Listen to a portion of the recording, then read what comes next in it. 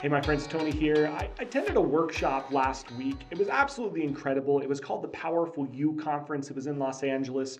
I was invited to come down and participate and watch the conference, hopefully being able to go back and present at the conference on gratitude. It was an amazing few days that I had down there. But I had the opportunity to listen to Ed Milet. And if you don't know who Ed Milet is, he is the number one podcaster in the world. It's called Maxed Out. It's Maxed Out Life, I believe, is what the podcast is called. It's absolutely incredible. But he shared a presentation, and it really hit me hard. There was one portion of his demonstration or of his presentation that hit me quite hard in my heart, and it's this word desperate.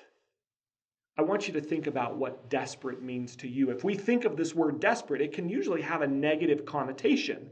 And the negative connotation is, that don't sound desperate to people. And if you're sounding desperate, a lot of people will leave and they won't want to, engage with you, with your company, in a relationship, whatever it is, if you come across as desperate. But Ed Milet, it was so amazing. He's in front of this crowd and he's just blowing our minds of the fact that if the greatest things in life were caused because of desperation, you don't get all the crazy good ideas until you are completely desperate. Trust me. You think that you've hit your wall of ideas of what you can accomplish. When you start getting desperate, your mind will open up to a lot more ideas. And so he shared this example. I share this example often. He shared it. What if you were to wake up today and go to your little boy's or little girl's room and not find them there?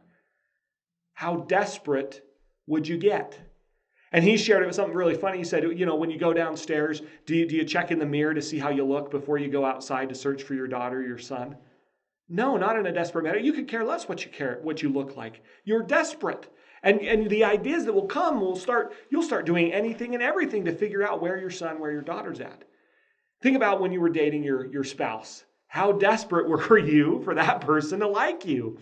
And you put on your best face in front of your spouse. I think we need a little bit more desperation in our lives. And it reminds me of the great conquistador conquistador, or however you say that, right? The great conqueror that went out, and he had all of his ships with him, and they come to the island to have their great war. And they get on the island, and he turns back to everyone and says, now burn your ships. Because either we're winning or we're dying.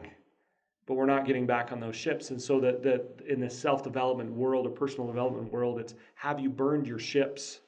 Is there a plan B? Because trust me, if there's a plan B, you haven't hit desperation yet. And if you're not hitting desperation, then those ideas, the really good ideas, aren't coming. And not everyone has to hit desperation, but a lot do. And a lot hit it when they're at rock bottom, is what people will say.